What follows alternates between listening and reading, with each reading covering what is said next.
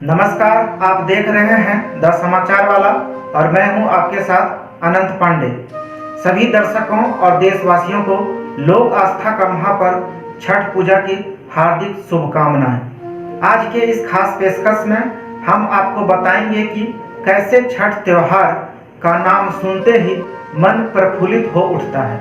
हम आपको बताएंगे कि 4 दिनों तक चलने वाले महापर्व को कैसे मनाया जाता है, कैसे इस महापर्व की शुरुआत हुई एवं अन्य बातें। छठ महापर्व एक ऐसा पर्व है जो स्त्री पुरुष दोनों श्रद्धा से भगवान भास्कर और माता छठी की प्रार्थना में लीन रहते हैं। इस पर्व में न ही कोई मंत्र होता है, न कोई पूजा पद्धति और न कोई पुरोहित होता है और न यज्ञ हवन, जिसे पूजा पाठ कुछ नहीं आता। यह त्योहार उनके लिए भी है। एक कहावत है कि दुनिया उगते हुए सूर्य को सलाम करती है। अंग्रेज भी कहा करते थे कि ब्रिटिश राज्य में सूरज कभी अस्त नहीं होता। ऐसा प्रतीत होता है कि सूर्य का ढलना कमजोरी का प्रतीक है, कोई गलत बात है, अशुभ है। लेकिन यह धारणाएं अरब और यूरोप देशों में मानते होंगे। हम भारतवासी ऐसा नहीं मानते। हम डूबते हुए सूरज को भी पूजते हैं। हमारे लिए पश्चिम में अस्त होता सूरज उतना ही श्रद्धेय है जितना पूर्व में उदय होता सूरज है, क्योंकि सूर्य देवता है और दिशा बदलने से देवता के लिए हमारा भाव नहीं बदल जाता। बड़ी बात यह है कि सूरज का सूरज होना, तेजो राशि जगत पते होना, सृष्टि और जीवन का आधार होना है। लोक आस्था का महापर्व पवित्रता का संदेश देने वाला एक महापर्व है।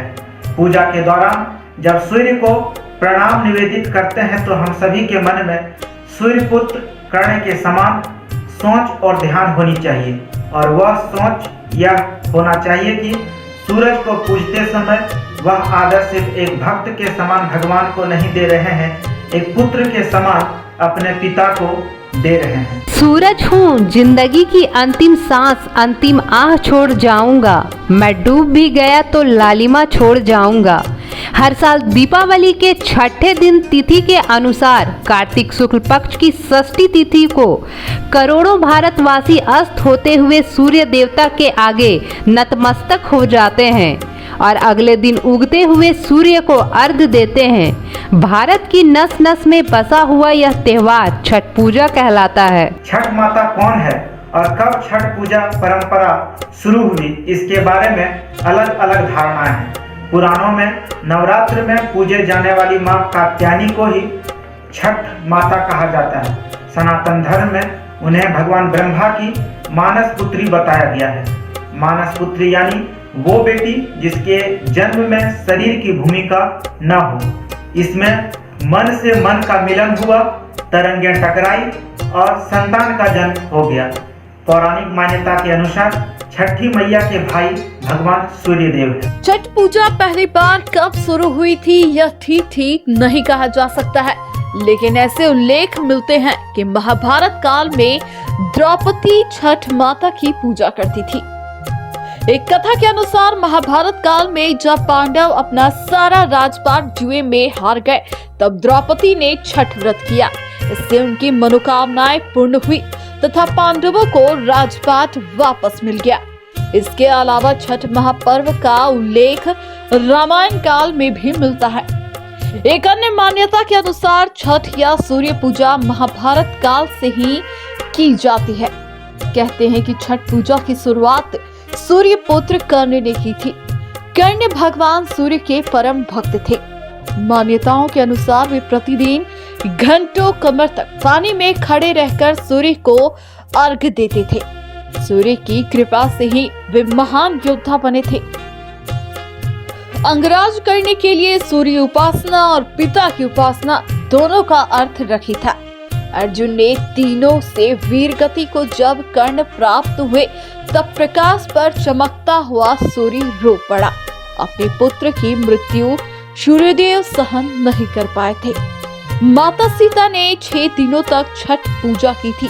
पौराणिक कथाओं के अनुसार 14 वर्ष वनवास के बाद जब भगवान राम अयोध्या लौटे थे, तो रावण वध के पाप से मुक्त होने के लिए ऋषि मुनियों के आदेश पर राजस्व यज्ञ करने का फैसला लिया। इसके लिए मुग्दल ऋषि को आमंत्रण दिया गया था, लेकिन मुग्दल ऋषि ने भगवान राम एवं सीता को अपने ही आश्रम में आने का आदेश दिया। ऋषि की आज्ञा पर भगवान राम एवं सीता स्वयं आश्रम गए और उन्हें इसकी पूजा के बारे में बताया गया। मुग्दल ऋषि ने मां सीता को गंगा छिड़क कर पवित्र किया एवं कार्तिक मास के शुक्ल पक्ष षष्ठी तिथि को सूर्यदेव की उपासना करने का आदेश दिया। यहीं रहकर माता सीता ने 6 दिनों तक सूर्यदेव भगवान की पूजा की थी। सूर्योपासना का महापर्व 4 दिवसीय कार्यक्रम के तहत आयोजित होता है। नहा खाए के साथ प्रारंभ होने वाला यह पर्व दूसरे दिन खरना, तीसरे दिन अस्ताचलगामी भगवान भास्कर को अर्घ और चौथे दिन उदयमान सूर्य को अर्घ के साथ महापर्व का समापन हो जाता है। सूर्योपासना का महापर्व नहाय खाए के साथ शुरू होता है। इस दिन पूरे घर की और आसपास अच्छे से सफाई की जाती है। इस दिन कद्दू भात का प्रचलन है। व्रती स्नान ध्यान कर भास्कर देव की उपासना कर 4 दिवसीय पर्व को निर्विघ्न पार करने का संकल्प लेती है। मिट्टी के चूल्हे पर आम की लकड़ी से अरवा चावल का भात, चना का दाल, कद्दू की सब्जी बनाकर भास्कर देव को अर्पित करने के बाद स्वयं ग्रहण करती है। साथ ही घर और आसपास के लोगों को भी वही सात्विक भोजन परोसा जाता है।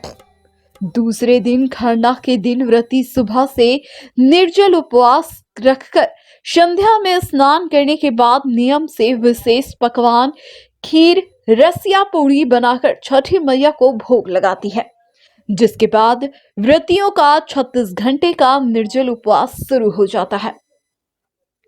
तीसरे दिन शाम में फल से भरे डाला द्वारा लेकर नदी एवं जलाशय तट पर लोग पहुंचते हैं।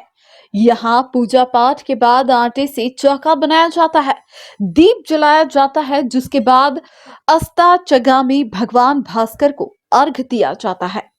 इस दिन मनोकामना पूर्ण होने पर लोग दंड भी देते हैं। दूसरे दिन सप्तमी तिथि को सुबह 1 पहर अंधेरा रहते ही डाला लेकर लोग घर से निकल पड़ते हैं। जलाशय वेदी तक पहुंचने के बाद सूर्योदय का प्रतीक्षा किया जाता है। आकाश में सूर्य के उदय होने से पहले लालिमा यह संदेश देती है कि सूर्य का उदय होने वाला है। उसी समय से छठ व्रती और अन्य श्रद्धालु भी जलाशय में खड़े होकर भगवान दिवाकर को प्रणाम और निवेदित करते हैं। उदयमान सूर्य को अर्घ्य देने के बाद घर में तुलसी मां के समक्ष छठ व्रती जल ग्रहण कर पर्व को तोड़ती है, जिसके बाद पर्व की समाप्ति हो जाती है। झाके झूके नारियल के पात पर उगेलन सूरज मल, झाके झूके से करेलू छठ बरतिया से, झाके झूके से करेलू छठ बरतिया से, झाके झूके।